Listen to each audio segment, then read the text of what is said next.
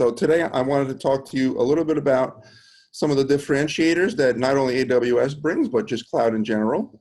Some that are more obvious than others, and others that maybe not everybody considers. So Melissa made some great points initially about, trusting the cloud providers. We have to go above and beyond because we're having customers entrust their business on our infrastructure, right? So I'll talk a little bit about that. And then my focus is really going to be the cloud journey and what it means to optimize and modernize specifically, because not everybody has the same definition of what modernization means. So I just have two questions. One is a quick poll question. I'm just curious to see what the audience is like today. And then I have a quick question before. So if everybody can answer that, if you can.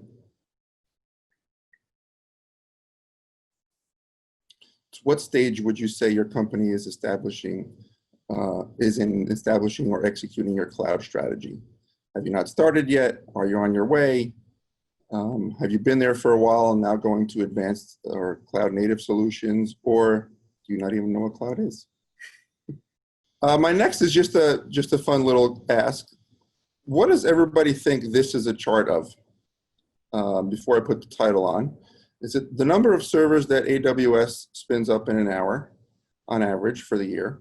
Is it the number of services launched by AWS per year? Or is it the number of packages that I personally received every year? And that was from Amazon.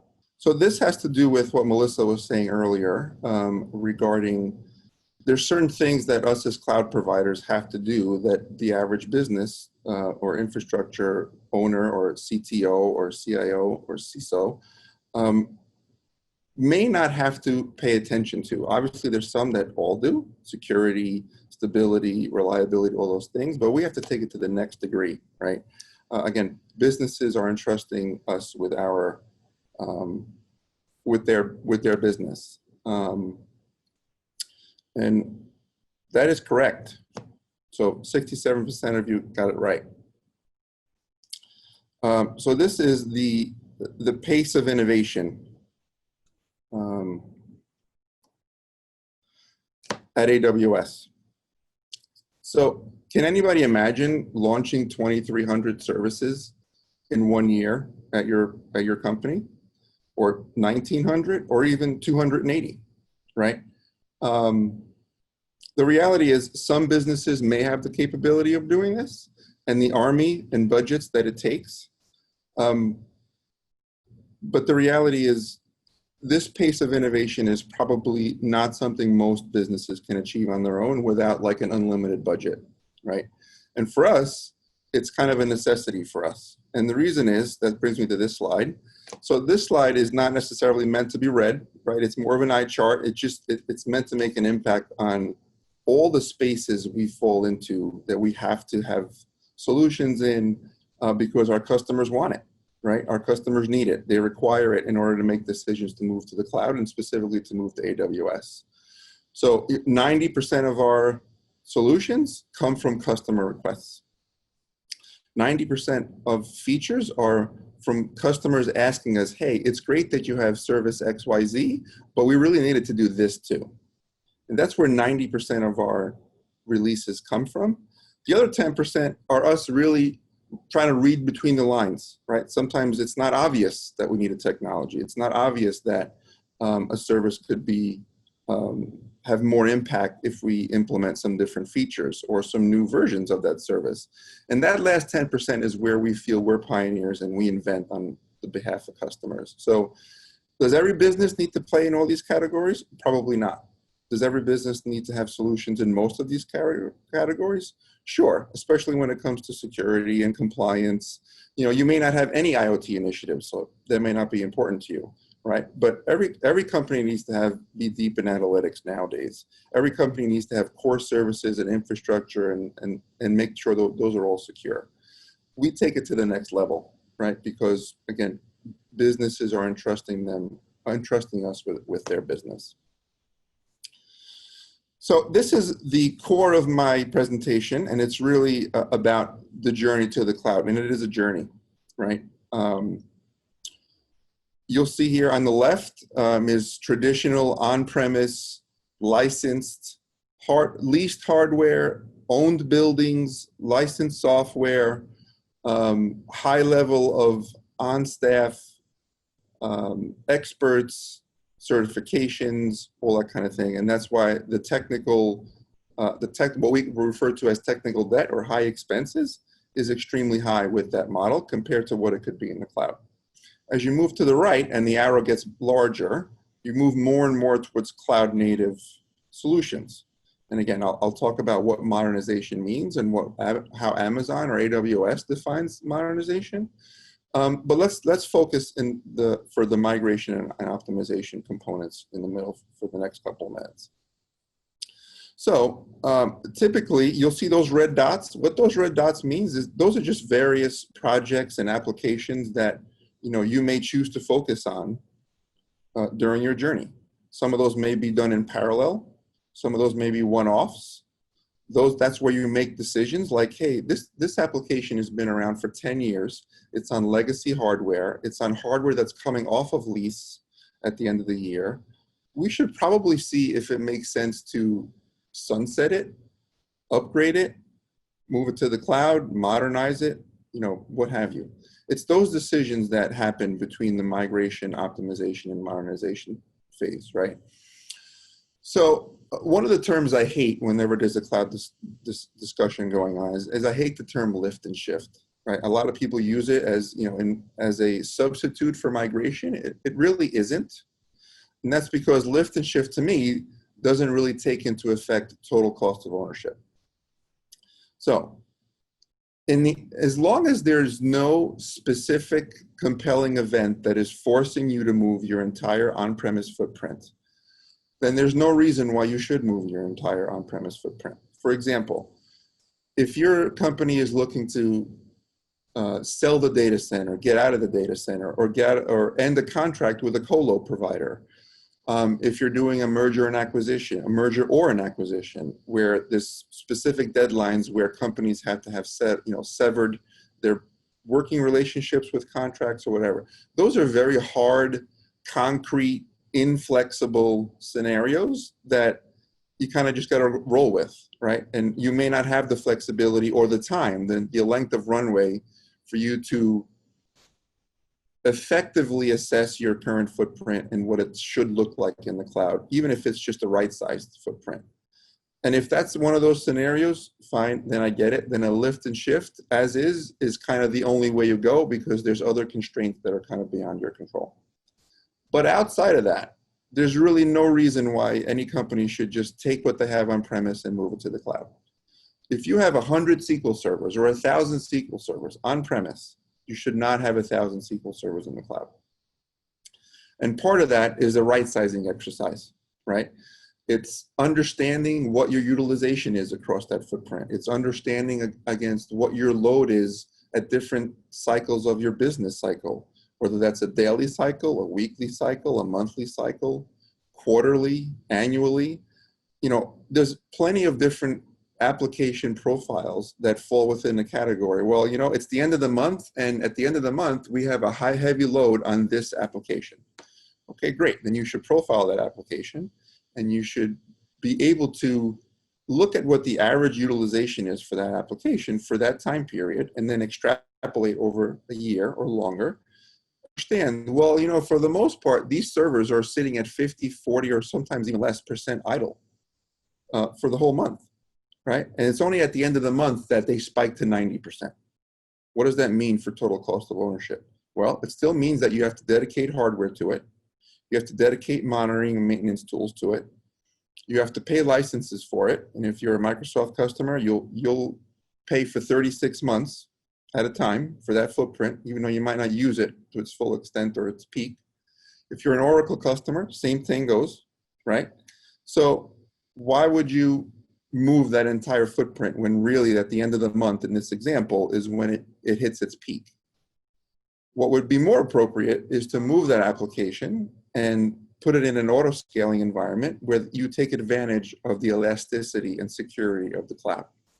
The elasticity is really what is the big draw for companies to move their workloads to the cloud, right? We're not expecting you to commit to 36 months on a specific server for a specific workload for that intended utilization. We're expecting you to scale up and scale down. And when you scale up, you'll be billed for that. And when you shrink back down, you'll be billed for that. And you won't be billed for the delta in between. That is the power of the cloud and where big TCO, total cost of ownership benefits, come into play. So that scenario that I just described there is a right-sized scenario. You're right-sizing your footprint in the cloud. It should always look different than what it looks like on premise. And another thing people have a misperception of is just because you have less servers in the cloud, it doesn't mean you have less horsepower or less performance. We might provision you on bigger, more scalable boxes, which will give you innately more performance. So just because you don't have the same number of servers doesn't mean you have less power, right? There's some sports cars that are very small, have very small engines that are turbo boosted that have just as much power as cars that have much bigger engines than theirs. And that's kind of the analogy you kind of need to use. That's very different than optimization, right? So now let's say you now have migrated to the cloud and you have a right-sized footprint. So you have less footprint, but you have a more efficient footprint. Now, what we want to do is, now that you have all your procedures in place, and something else that Melissa mentioned earlier, you know, the skill set of what you have on premise for all the folks that look after the IT infrastructure and security kind of remains the same to a certain degree at this phase. It's just now being done with tools that are cloud native, tools that are offered to you by AWS, or even third-party tools like Datadog and, you know, Cloud Checker and what have you, and New Relic, right? So those tools still are relevant. The skill set you still on premise are still relevant. You're just doing it in a different way, and you're utilizing those tools in a different way. So now let's look at the optimization scenario. When you're optimized, it means that not only are you right-sized from an infrastructure standpoint, and you've been able to, you know, shed some technical debt, so you have less servers that are quote unquote, or no servers that are quote unquote on lease. So you're not tied to specific hardware for the next 36 months, and you have to squeeze out as much, you know, depreciation and impact from that hardware that you committed to from the leasing company. But now it's more about what is the best way to pay for this infrastructure that I'm now no longer paying for physically, I'm paying for virtually, right? And it is the utility model. It is the model where as soon as you buy a new home, the minute you turn on a light or use an outlet, you will be charged for that outlet, even if there's nothing else in the house from the utility company. But guess what? You'll only be charged when you turn the light on, right? And there's different pay plans for that utility company. You can pay month to month. You can have discount plans. There's a whole bunch of ways to do that, and that's what optimization is. It's leveraging all the different pay plans that bring total cost of ownership down. Reserved instances, spot instances, you know, EDP contracts, all those things drastically reduce your total cost of ownership because you're taking the most advantage of the way you use the utility in this space. And then lastly is modernization, and that's what my next couple of slides are on. Modernization is something a lot of companies talk about, want to do, but is a little bit scary. So let's define modernization. I'm gonna skip to a slide for a second and then come back to it. So this was an actual sign that was in one of our AWS offices that one of my buddies took a picture of. And when people use the term modernization, I mean, it typically means these type of things. So even though here, this is a very logistical example, right? It's about an elevator. This is from the Otis company.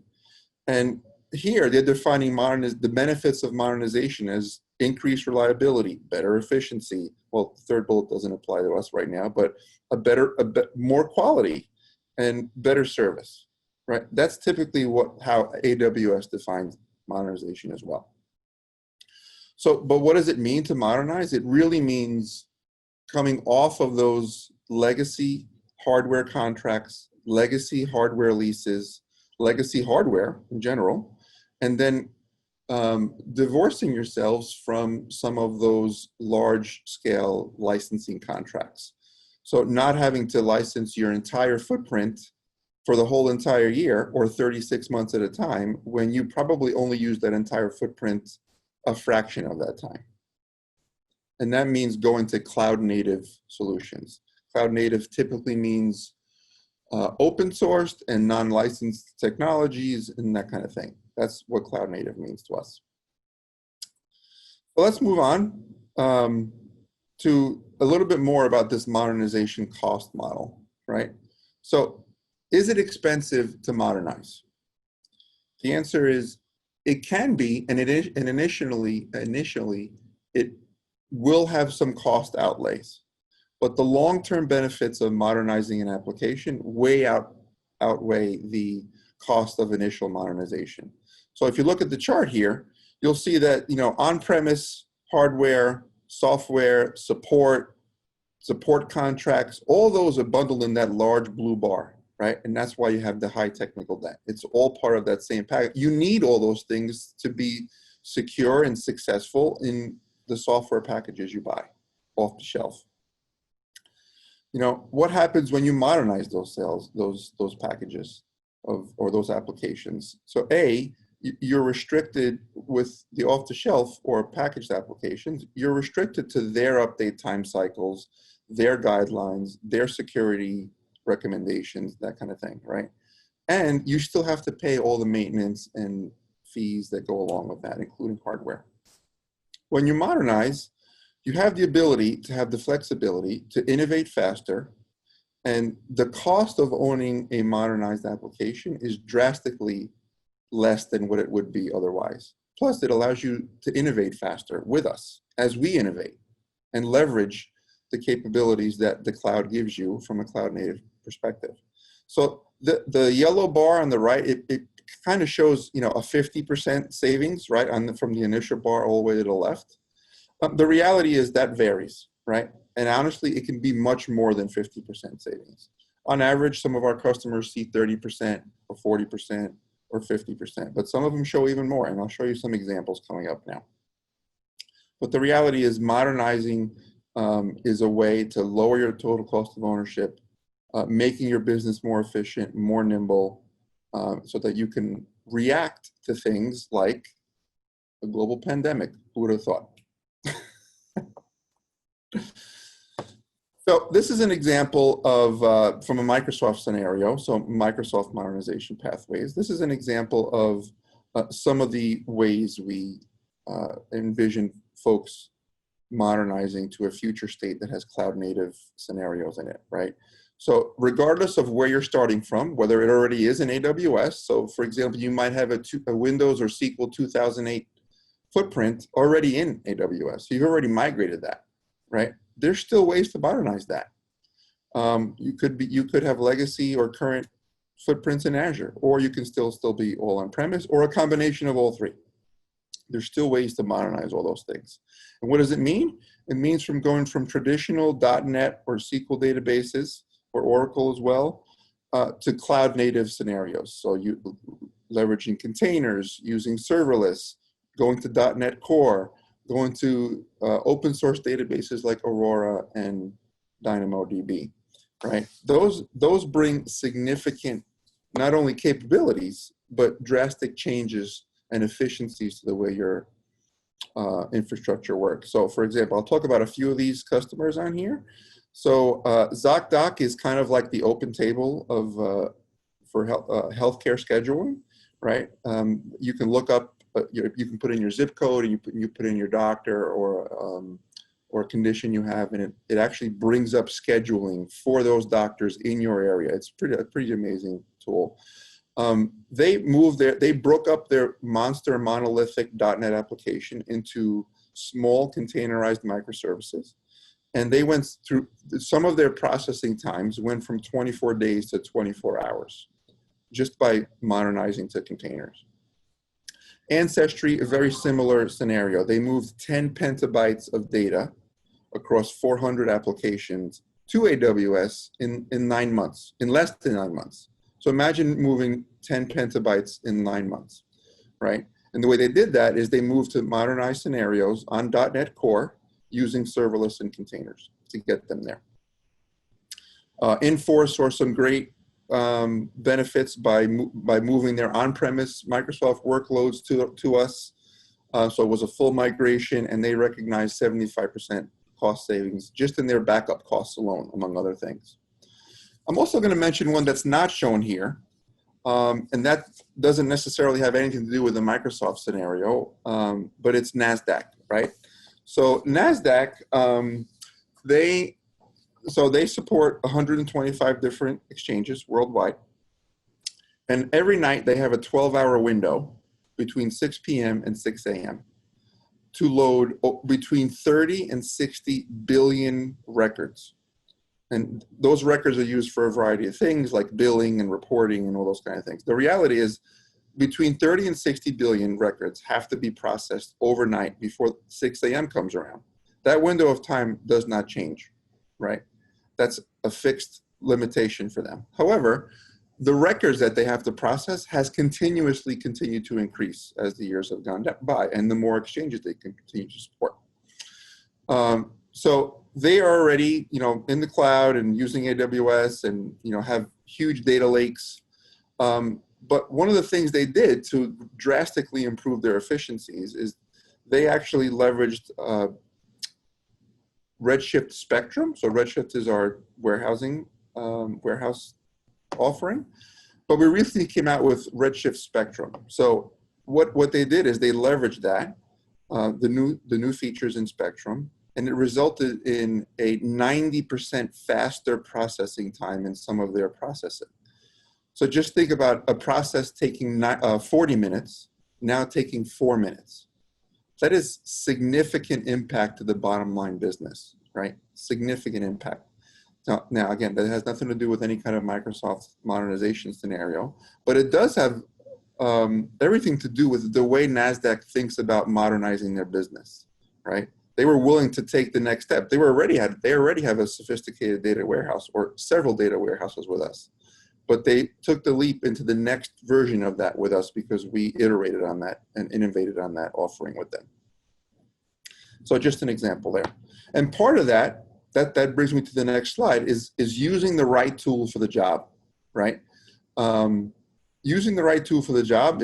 I'm sure everybody's heard of this cliche where, if you only have a hammer, then everything looks like a nail to you, right? And you will approach everything like it's a nail.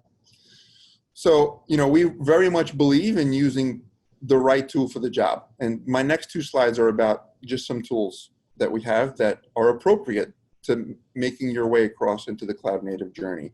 And that is using purpose-built databases. So purpose-built databases may not be, a fit for every scenario or every customer, but the reality is they're there. And my thinking is that most customers can find some benefits in these. So for example, I'll pick on Aurora and DynamoDB, right? That's what runs Amazon.com.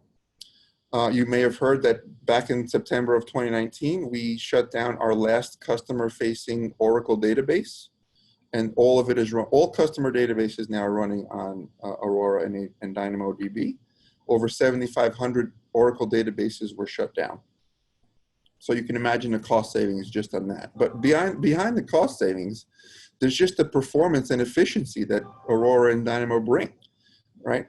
So Aurora is meant to scale to the demands that Amazon.com requires throughout the year, and all the spikes that come daily, weekly, on weekends, monthly, quarterly, around specific holidays, so on and so forth, right? So it's meant to scale to 10 trillion or more requests a day, 10 trillion, right? So DynamoDB allows Amazon.com to process 20 million requests per second. Now, does everybody need that kind of scalability? No. But if you go there and leverage some of these capabilities, you innately get that elasticity, that same flexibility, that same scalability, whether you need it or not. Do you need 6 copies that Aurora and DynamoDB give you? 6 copies of your data? No. But we'll replicate your data across six times, and you'll only pay for 1. Right? Those are the things that make us different from some of the other offerings. These are some of the things where you should consider, not just migrating your application.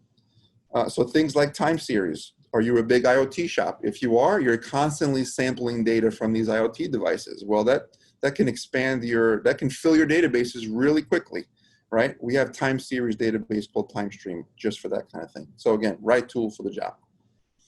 Here's another example. I'm just going to touch on this briefly. So from a web application, Elastic Beanstalk will allow your web app to run an Elastic Beanstalk. It's the managed service for us and from us, and it allows your application to auto scale. So in times where there's low demand on your web app, maybe if you're a retail customer, for example, or a pharma customer or a FinServ customer that has high demand on certain cases, then your auto scaling groups for this application will expand and contract on demand without you having to do anything, right? So you don't have to buy huge amounts of hardware to support this at the peak. You don't have to buy licenses to support the hardware to support your peak. You come to a normalized base level of what you think your performance should be, and then you go from there. And this is a great example of, again, right tool for the job. There's a migration assistant there that can migrate some of your ASP apps in minutes with support from us and my team. It's just an example. And this is just a quick slide on some of the specific examples from a tools perspective. By no means is this an exhaustive list, right? This is a list that just gives you some examples of some of the things we offer and the tools that are available and the partners we work with. A lot of these tools are very familiar to the Eagle Dream team. For example, the AWS database migration service has migrated over 200,000 databases to date, right? So it's pretty fine-tuned at this point. Courtney, can you tell me how much time do I have left? I just want to make sure I'm on time. You're doing okay. Keep going if you have a couple minutes, but we're going to have to wrap it up in probably 5 minutes. Okay, perfect. Perfect. So the last thing I want to touch on is when to consider managed services. So managed services, sometimes people think is kind of like a scary thing. You know, am I handing the keys over to either a partner that's going to manage the service for us or AWS specifically, because they'll be managing our service for us? And the reality is some of that answer is yes. That's the whole point of going to a managed service, right? The reality is, though, you still have control on how much you want the service to manage. You have input on how you want the service to manage your infrastructure specifically. So things like I was mentioning earlier, DynamoDB gives you 6 copies of your data across multiple availability zones. Is that needed? It may not be needed, but you sure as hell don't have to worry about disaster recovery, right, or high availability. It's part of the fabric. Same thing that goes with Elasticache and things like Redis. So Elasticache is a fully managed in-memory data store that helps performance with web apps and data lookup heavy type scenarios.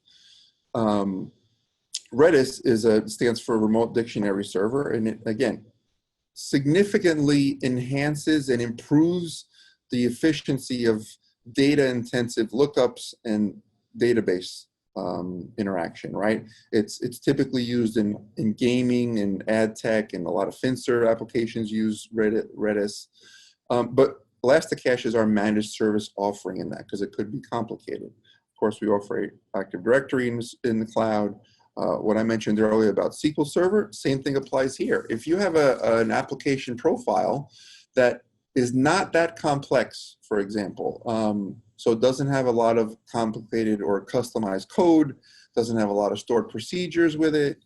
It sounds like that could be a good fit for SQL RDS, so SQL as a service, where we take care of your backup, your disaster recovery, your high availability, and we manage that. And you guys focus as customers, you focus on the actual data that's important to your business, right? The integrity of the data, all those things. And there's no licensing involved. Licensing is part of the service. And same thing, auto scaling is part of that fabric. So is security and so on and so forth. So when thinking about managed services, it's a great exercise, but it should be done on an application by application basis. You shouldn't approach it as, so well, all of our our databases should go with this model. All of our storage should go with this model. It's really what makes sense for you. And last but not least, I just want to end with a slide on one of the AWS, specifically one of our group's offerings. It's optimized licensing assessment. And what this does is, again, it helps partners like Eagle Dream, as well as customers who end up benefiting from this, to evaluate your footprint on-premise or in the cloud. And it gives you things like utilization, load, servers that have been turned on but have not been touched in the last 30 days. So, are they a zombie server? Are they really doing anything? Do they need to be part of your environment? Should they even be backed up? It allows you to help categorize your servers into development, QA, production, that kind of thing. And then also it gives you recommendation, the output I should say, gives you fact-based recommendations on possibilities for migrating, whether it's optimized, right-sized, modernized, all those kind of things. And that's where Eagle Dream comes in, right? They are the experts in helping you down that road and go forward with what makes sense for you and your business and specifically your application profiles. So with that, that's all I have for today. Hopefully that was beneficial for some of the folks. Anthony, thank you so much. That was great. I have two quick questions for you before we kind of wrap things up. And the audience, thank you so much to the audience that has been contributing to the chat box and letting us know what their thoughts are. The first question we have is, in the beginning, you showed that pace of innovation graph for AWS. And one question that came in from Anthony Perrone is that sustainable? And what are things that companies should keep in mind in order to keep that pace of innovation steady and sustainable over time? Good question, Anthony. So is it sustainable for AWS? I would have to say yes, right? It's kind of the nature of our business, and that's why we continue to iterate and innovate. And like I said earlier, 90% of our services and features have come from customer requests, right? We've been at this the longest out of any other cloud provider, so we have the most history there. So it's sustainable. The more customers keep asking for things and things that they seem beneficial, the more we'll keep innovating and inventing on their behalf. So sustainable for us, yes. Could it be sustainable for, I'm reading the question now, higher ed or customers that try to do this on their own? I would question that. I'm not going to say no, because I guess if you have an endless pocketbook, you can just keep throwing money at those things, right? And innovation, but that doesn't necessarily mean it's the best thing for the business. So yes, for AWS, questionable for private sector. Cool. And are there any trends you're seeing in higher ed, Anthony? Is that something that you could give a little insight on? I know Anthony specifically, he is from higher ed. So if there's any insight there. I can't speak specifically for higher ed. However, what I have seen just in general, and higher ed is definitely in the top, 3 sectors for this, is because of the world we're living in right now, and we're having conferences like this, and I'm sitting, in a room in my house versus standing in front of you in Tampa, is this whole end user computing scenario, right?